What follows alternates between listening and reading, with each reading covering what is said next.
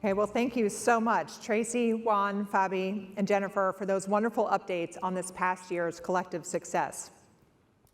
We at the Florida Wildlife Corridor Foundation are proud to host this gathering to celebrate and support all of you toward the next milestones on our journey for a better Florida.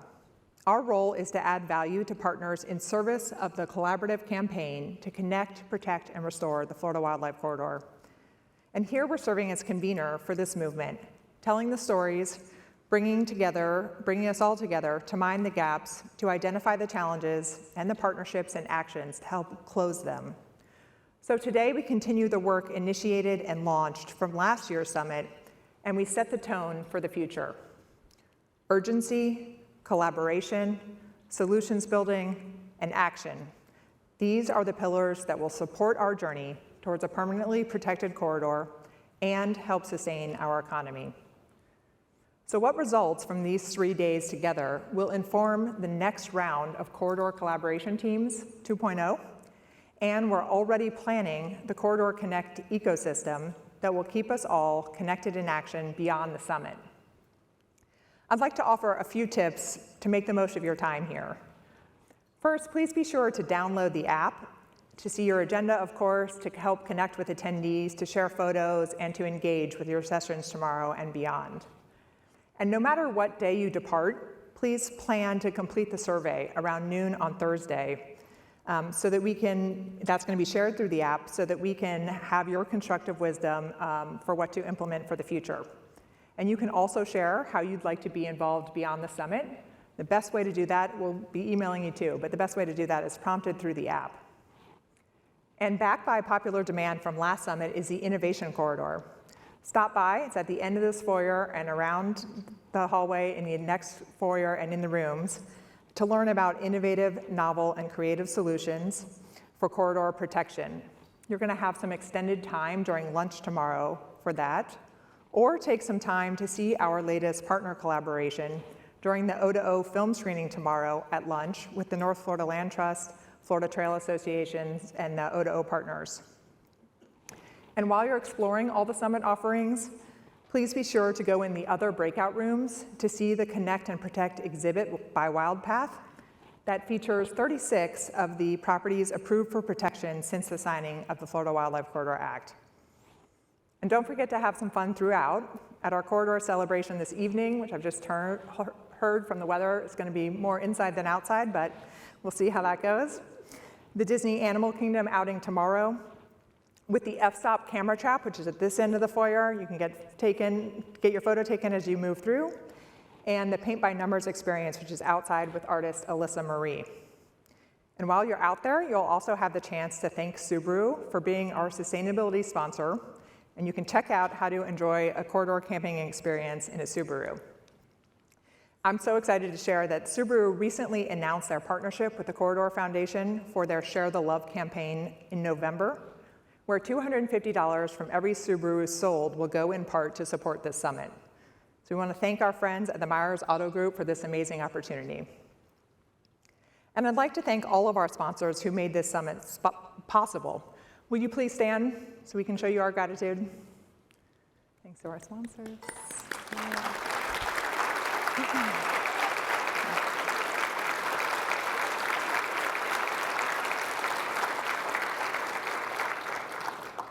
And thank you also to the Planning Committee and the Corridor Foundation staff and all the volunteers who helped bring this Corridor Connect vision to life with robust sessions, speakers, and experiences you're going to have over the next 3 days. Some of which are going to be captured by our photographer extraordinaire, Sonia Peterson, right here. So I'm going to ask all of you to please stand to be recognized. Staff and volunteers, I know you're shy.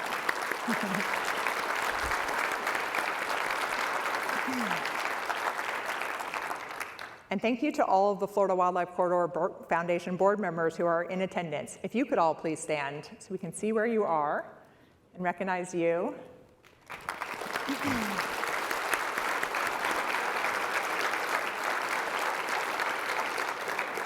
I encourage you to please seek out the board members.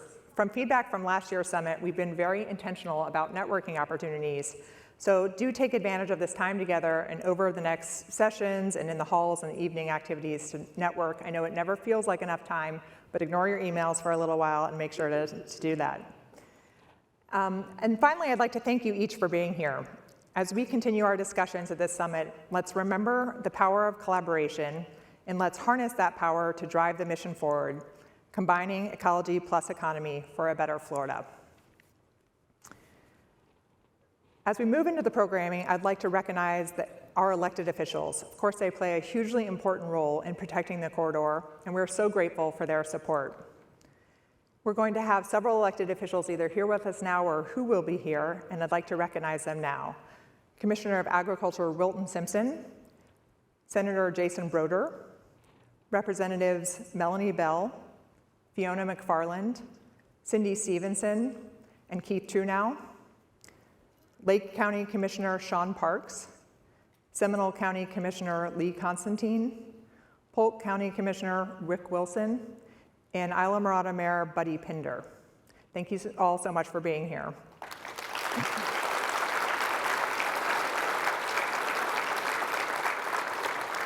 And now I would like to welcome Senator Brodeur to the stage.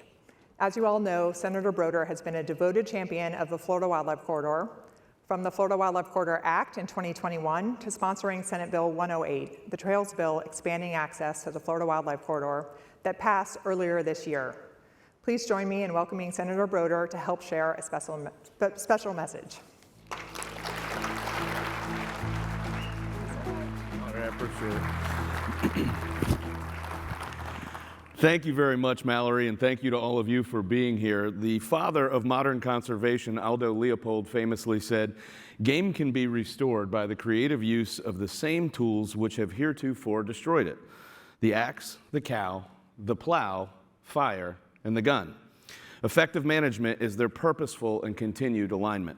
Today, conservationists, landowners, and sportsmen have implemented Leopold's habitat enhancement techniques and management tools to mimic some of the natural processes for managing natural resources and wildlife. Florida further quantifies that mission by leading in environmentalism. Whether we are funding the Rural and Family Lands Protection Program, Everglades restoration, or the $200 million towards the wildlife corridor, our state has shown what effective policymaking can do for our environment. Florida's greatest asset is our environment. That is why last session, with partners like Representative Trunow and others that you heard from, I passed a collaborative bill that partners with rural landowners to expand Florida's wildlife corridor, connecting the corridor to Florida's greenways and trails system and the Sun Trail network, as well as recreational pathways to heritage small towns across Florida. For those who enjoy hiking the Appalachian, you will now be able to experience Florida's wildlife like no other, from Naples up to the Panhandle. I am proud of the support President Pasadomo has given to help make this trail network happen. As we look ahead, the Sun Trail network will lay great emphasis on the development of trails that cross multiple counties, serve economic and ecotourism development, and importantly, showcase the state's wildlife areas, ecology, and natural resources in order to achieve more connectedness across the state. In partnership with DEP, DACS, and the water management districts, I passed a comprehensive package aimed at expanding our water quality programs by placing a 10-year plan for septic to sewer conversion for homes in new construction in our basin management plans. Areas like the Indian River Lagoon will receive funding to restore the lagoon and help replenish the seagrass beds for our wildlife. Additionally, I proposed a state constitutional amendment that stands to preserve our right to safely manage wildlife in perpetuity. There have been movements throughout the country to restrict hunting and fishing in other states such as New Mexico, Oregon, and Washington during the 2020 and 2022 elections. Regulated hunting is one of the most effective tools that state wildlife agencies can use to address overpopulation of a game species, and by working with the Fish and Wildlife, citizens will be able to preserve their rights in conjunction with continued FWC management for a true partnership. Our anglers and sportsmen live with and off the land, and soon Floridians will have the opportunity to preserve in perpetuity the right to continued management of wildlife that generations before them have. As a native, it's an honor and a pleasure and a privilege to be able to be so involved with the preservation of the land I love. And now, with some additional words, it's my pleasure, if you direct yourself to the screens, to introduce Florida Senate President Kathleen Pasadomo. Thank you so much for being here today.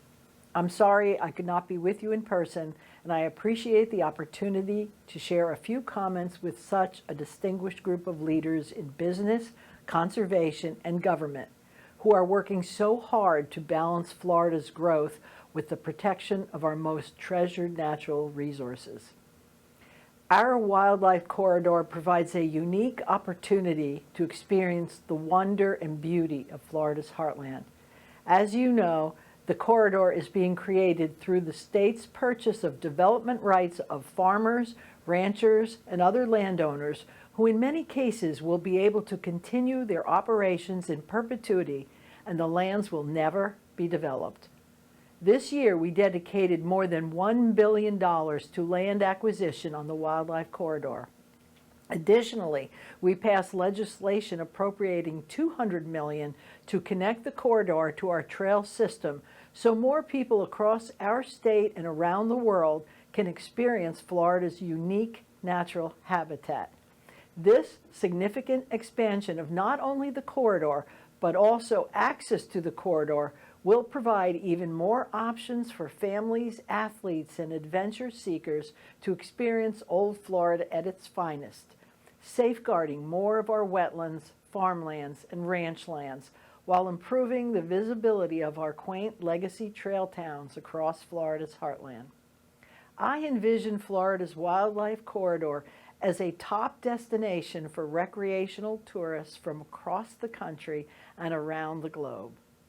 With your continued support and advocacy, we will not only preserve this natural resource for future generations, but also implement our legislation to expand access so more Floridians can walk, run, and bike across the corridor from trail town to trail town, taking in all our great state has to offer. As I have said before, I believe this will be Florida's Central Park, a legacy we can be proud to leave for future generations of Floridians and visitors to enjoy. Thank you.